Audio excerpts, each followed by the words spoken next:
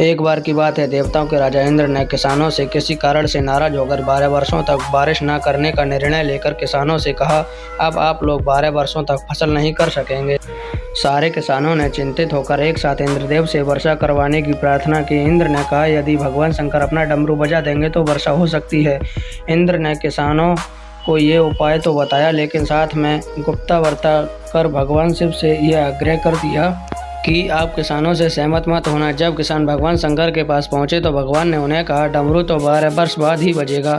किसान निराश होकर 12 वर्षों तक खेती न करने का निर्णय कर लिया। उनमें से एक किसान था जिसने खेत में अपना काम करना नहीं छोड़ा।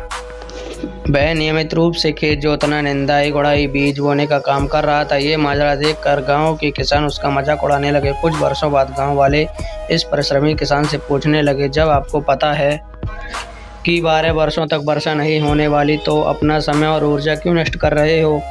उस किसान ने उत्तर दिया कि मैं जानता हूं कि 12 वर्ष तक फसल नहीं आने वाली है, लेकिन मैं ये काम अपने अभ्यास के लिए कर रहा हूं, क्योंकि 12 वर्ष कुछ ना कर सके तो मैं अपनी किसानी का काम भूल जाऊंगा। मेरे शरीर से काम करने की आदत छूट जाएगी, इसलिए ये काम मैं नियमित रूप से कर रहा हूँ, ताकि जब 12 साल बाद वर्षा होगी तब मुझे अपना काम करने के लिए कोई कठिनाई ना हो। ये चर्चा माता पार्वती भी बड़े कौतूहल के साथ सुन रही थी। बात सुनने के बाद माता भगवान शिव से बोली, प्रभु आप भी 12 वर्षों के बाद डमरू बजाना भूल सकते हैं। माता पार्वती की बात सुनकर भोले बाबा चिंतित हो गए। अपना डमरू बज रहा या नहीं ये देखने के लिए उन्होंने डमरू उठाया और बजाने का प्रयत्न करने लगे। जैसे ही डमरू बजा, बारिश शुरू हो गई।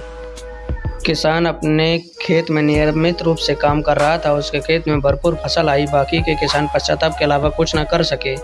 इसलिए केवल नकारात्मक बातों पर ध्यान लगाने के बजाय हम अपने कार्य व्यवसाय से संबंधित कुशलताओं पर धारपेनी करने पर अपनी रुचि का अभ्यास करते रहेंगे तो अच्छा होगा। डमरू कभी भी बज सकता है। इसलिए दोस्तों, जय जय श्री राम, हर हर महादेव।